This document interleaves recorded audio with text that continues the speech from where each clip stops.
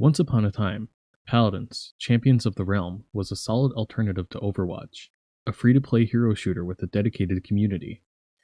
It had diverse champions, strategic gameplay, and a unique card-based customization system.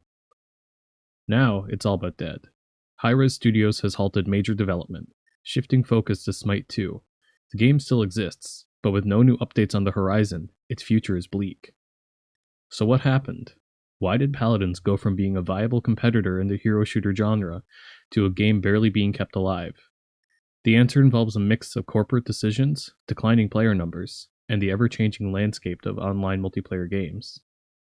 Let's take a look at the rise and fall of Paladins, how it ended up in this position, and what its decline says about the industry as a whole. When Paladins launched in 2016, it had a lot going for it. The hero shooter genre was taking off, and Hi-Rez Studios positioned Paladins as a free-to-play alternative to Overwatch. It had unique mechanics, a diverse roster of characters, and a customization system that allowed for different playstyles. The game quickly gained a following, especially among players who didn't want to pay full price for Blizzard's more polished but more expensive alternative.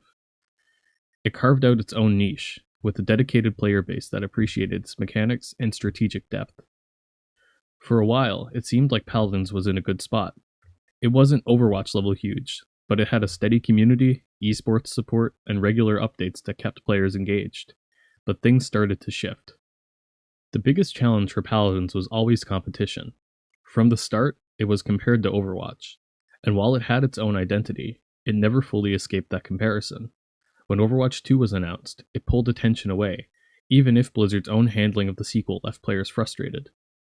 Then came Valorant, Apex Legends, and a growing number of hero-based multiplayer games, all vying for the same audience. The market was getting crowded, and Paladins struggled to keep up. At the same time, live service games were changing. People expected frequent, high-quality updates, and Paladins started to fall behind. Bugs, balancing issues, and a perception that Hi-Rez wasn't investing enough in the game made it harder to retain players. One of the biggest blows to Paladins came from within. Hi-Rez Studios started shifting resources away from the game, focusing on Smite and eventually Smite 2. In October 2024, the studio announced layoffs and restructuring, with most development moving towards their upcoming projects.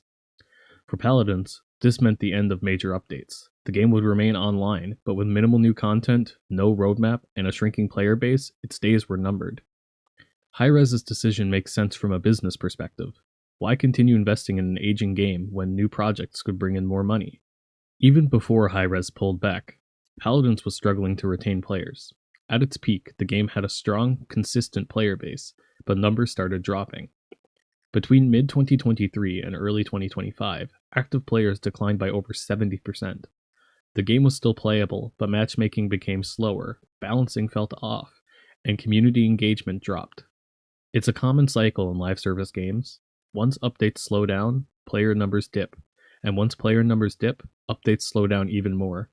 It's a downward spiral, and Paladins was caught directly in it. So where does that leave Paladins? The game isn't technically dead.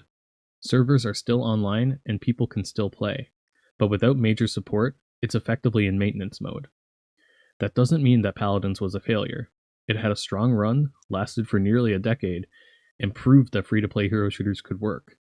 It gave players an alternative to Blizzard's offerings and introduced some genuinely interesting mechanics. But like many online games, it couldn't last forever. Between competition, shifting priorities, and a declining player base, it became another example of a game that just couldn't keep up in an increasingly crowded market. Could Paladins make a comeback? It's unlikely. Once a game reaches this stage, it's hard to reverse course. But its impact on the genre is undeniable, and for those who played and loved it, it'll always have a place in gaming history.